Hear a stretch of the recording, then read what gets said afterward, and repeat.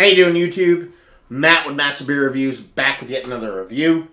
And, yeah, it is bourbon barrel-aged wheat wine time in the form of Bottle Logic's. I'm going to have to read this because it's kind of tough. It is Ideation. I think that's actually how you pronounce it. Anyway, Ideation, Anniversary Wheat Wine Ale, a hopped wheat wine ale aged in bourbon barrels. Okay. First things first.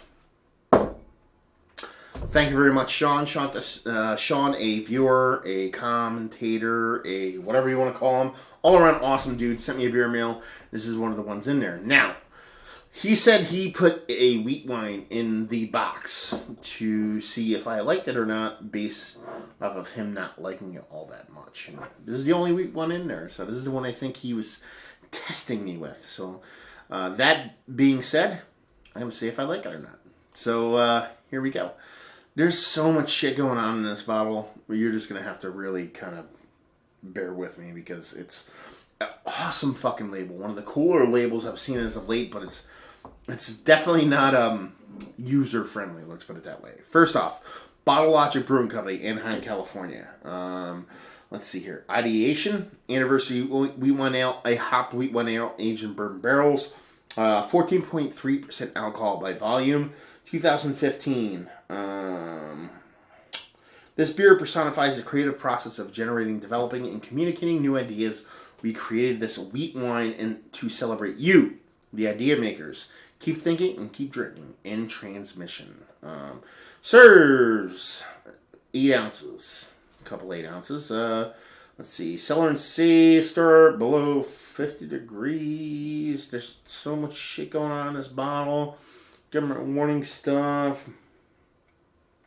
This has been aged for, it looks like 6.5 months. Yeah.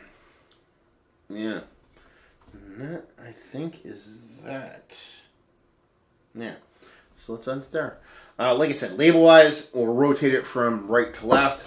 One of the cooler labels I've seen as of late. Very busy. Someone that's going to read labels. Probably not the best beer in the world.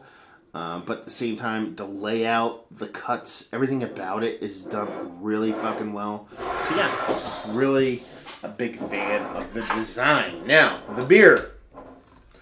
A hopped wheat wine. It says here, a hopped wheat wine. What is that? Is that hopped in a boil? Is it dry hopped? What's going on here? Don't know. But what I'm going to do is going to drink it and find the fuck out. So yeah, here we go. Done and done. Boom. Figure and a half.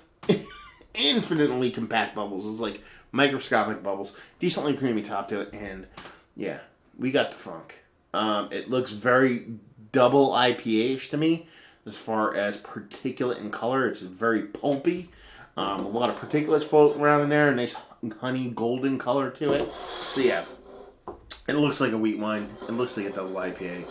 Kind of splitting hairs with color-wise when it comes to that stuff. But let's see what the nose has. Honey, honey, honey. Wheat wines give me honey. Even if they're not brewed with honey, but if you're going to brew a wheat-style wine, I get huge honey notes off them typically, and this one is not disappointing. Yeah, I'm getting a ton of honey in there, and it's kind of that sweetened wheat. And that's pretty much it. A little bit of earthy floral hop. Yeah, that's it. It just smells pretty damn alright to me. I'm a big wheat wine guy. Very particular about my wheat wine, so some hit, some miss for me. But yeah, this one smells like a hit for me. So getting a huge honey-like wheat notes off of there. Floral, earthy hop.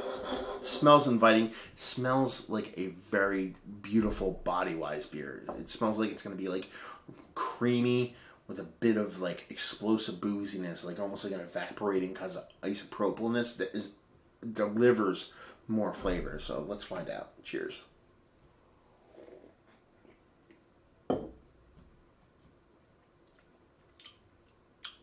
That's good.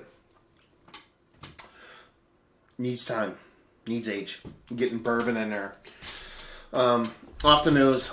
Didn't really get much barrel. Didn't get much booze. All I got was a wheat wine. In the mouth, I'm definitely getting a tannic. Maybe a slightly overly tannic, slightly negative oak tanny barrel. But I'm getting that sweet bourbon.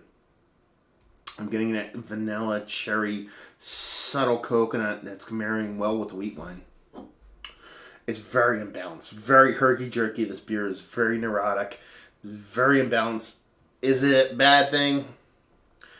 The way I'm drinking it now, it's not a bad thing, but I wouldn't say it's a great thing. But I think with time, this will become fucking amazing. First thing you get, a huge burst of sweetness. It's like honey meets bourbon mixed together, shoved in your face. Awesome. Then you get a little bit of that hopping.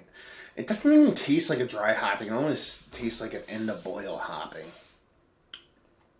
I'm getting an earthy hop, floral hop, bit of dankness, but not much as far as citrus or pininess or whatever. It's just earthy floral dankness. Nice mouthfeel. Nice creaminess. Not, game-changing shit.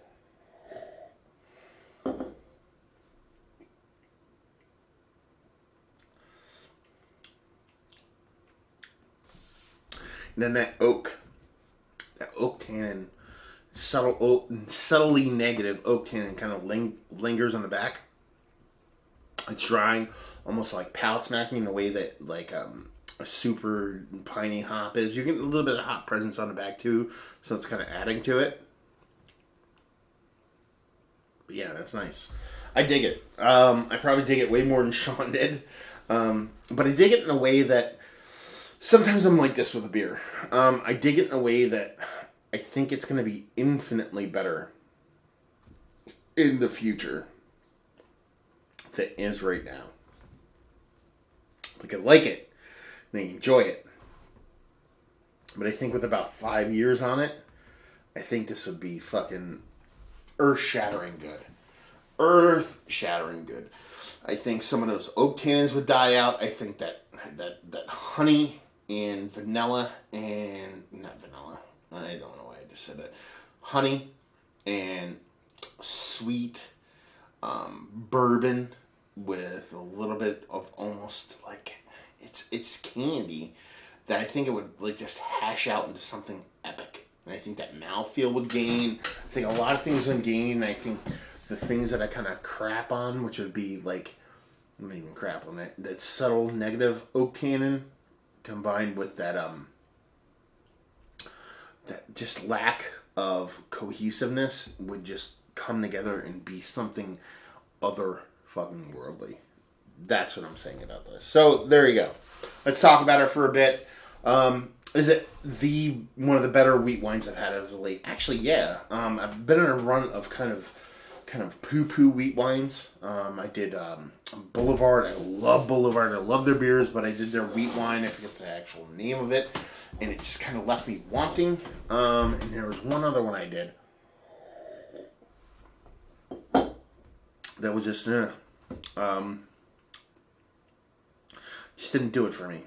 This, while not altogether fantastic, with that I don't want to say ton, that heaping of negative oak tannin, it's impactful in a good way. Sometimes when you shoot, let's go sports analogy.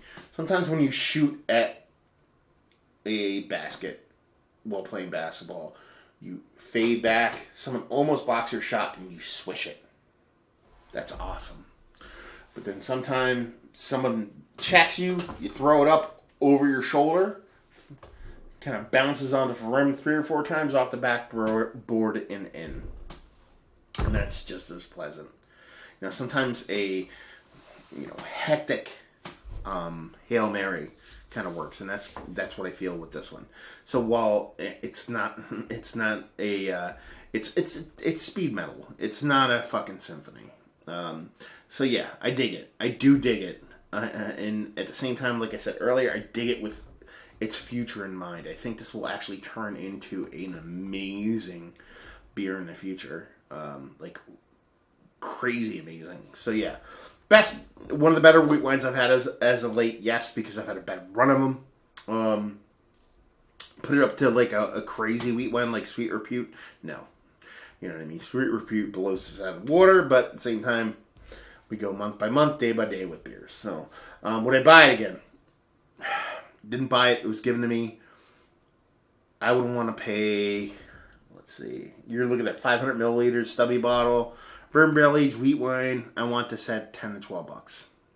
If this is at 15, might buy it if I was kind of just wanting to buy something. If it was above 15, I'd be angry.